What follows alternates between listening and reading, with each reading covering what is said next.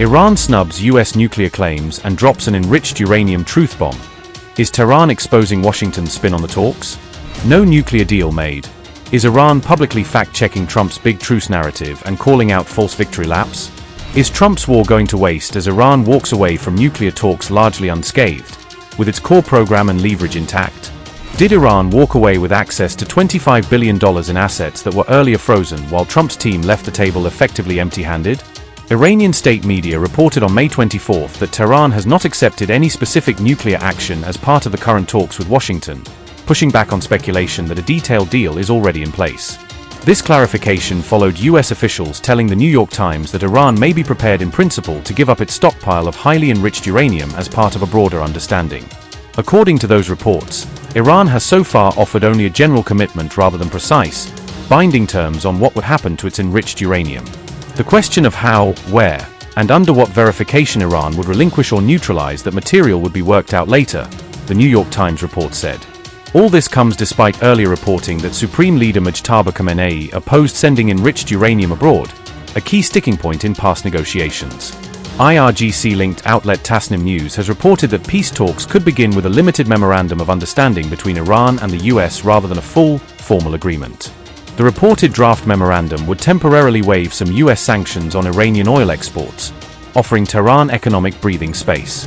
That waiver would allow Iran to sell oil without the current sanctions-related limits on volume and buyers, at least for a defined period.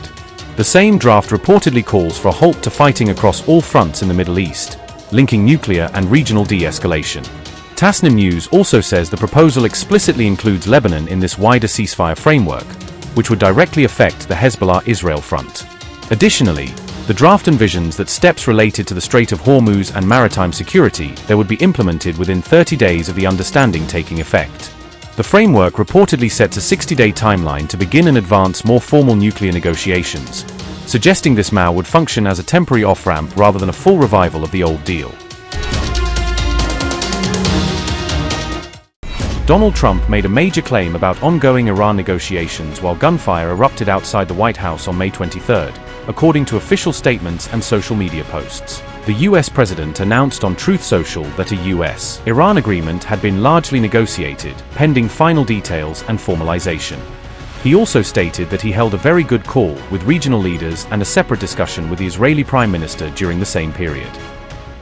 Donald Trump said, and I quote, "I am in the Oval Office at the White House where we just had a very good call with the leaders of countries across the region, and all things related to a memorandum of understanding pertaining to peace. An agreement has been largely negotiated, subject to finalization between the US, Islamic Republic of Iran, and the various other countries, as listed. Final aspects and details of the deal are currently being discussed, and will be announced shortly. In addition to many other elements of the agreement, the Strait of Hormuz will be opened." Unquote. Trump's statement did not include any direct reference to Iran's nuclear program or its uranium stockpile.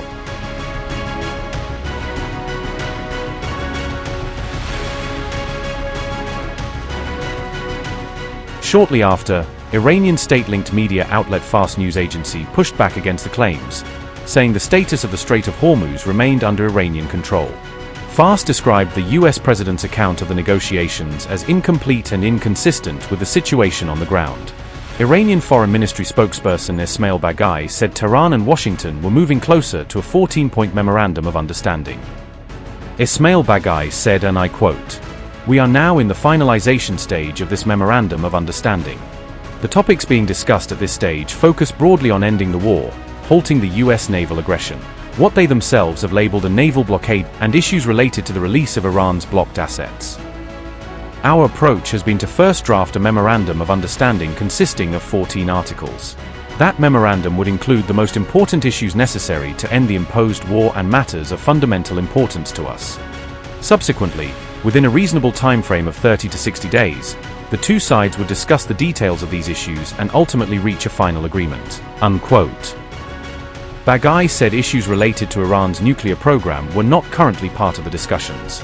He also stated that the Strait of Hormuz was not under US jurisdiction and should be managed by regional stakeholders such as Iran and Oman. Ismail Baghai said Iran and Oman should jointly determine the future management mechanism of the Strait of Hormuz, stressing that both countries are coastal states responsible for ensuring safe transit. At the same time, reporting from the New York Times suggested that Tehran had agreed to a broader framework involving a halt to fighting and possible reopening of the Strait of Hormuz. The report also claimed that discussions included the potential release of frozen Iranian assets worth billions of dollars, alongside wider regional de-escalation measures. Additional reporting from the Times indicated that Arab and Muslim majority leaders were encouraging acceptance of the proposed framework. At the same time, Axios reported that the United States and Iran are close to finalizing a proposed 60-day ceasefire agreement. The report said the proposed memorandum of understanding would extend the current ceasefire arrangement for another 60 days while broader negotiations continue. Under the reported framework, the Strait of Hormuz would reopen for commercial shipping, with Iran expected to remove mines deployed across the strait. These developments unfolded as the White House entered a brief security lockdown following a shooting near a nearby checkpoint.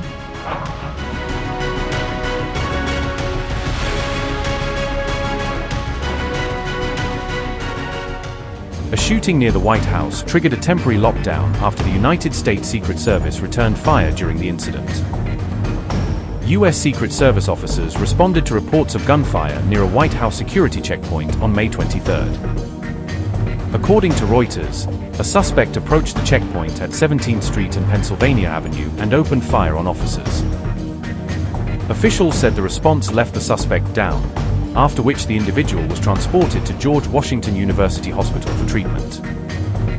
The Secret Service later confirmed that the suspect died at the hospital after being shot during the exchange of gunfire. Reuters reported that the suspect had previously been placed under stay-away order and was described by officials as emotionally disturbed.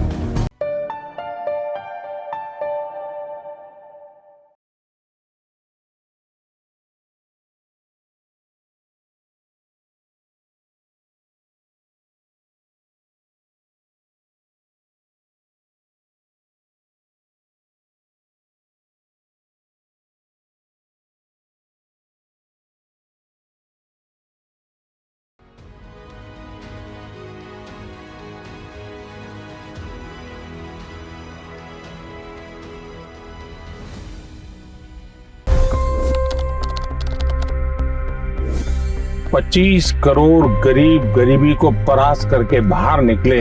For the good of our nation, let's work together and let's truly make America great again. The fastest news breaks. Requested PM saying that look, you will have to speak to Putin and to Zelensky. The biggest newsmakers. The relationship with India is probably the most important bilateral relationship the U.S. will have for the rest of this century. The capital delivered quite an election result today. Expert analysis. The million-dollar question today is how to stop this dance of death. Ground reports. I'm standing at the crossroad of the Kumbh Mela. Behind me are more than 100 entry ghats. Long-form interviews. Exclusionary politics is reflected in Manipur case as well. You don't bother because this is a small state. Deep dive into burning issues. It's often said DRC could be the richest country in the whole world. It's because of what sits underneath. Why exactly did the US topple the Sheikh Hasina government? HD videos. We don't just break news, we break it down.